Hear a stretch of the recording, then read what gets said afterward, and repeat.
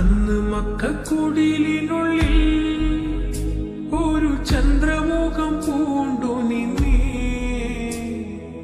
അമ്പരത്തിൻ കോണിൽ നിന്നും മലക്കുകൾ ചിന്ത് പാടിടുന്നേ. അന്ധതയും ഓടിയെന്ന് നീ കെട്ടണഞ്ഞ് വീണുടഞ്ഞ്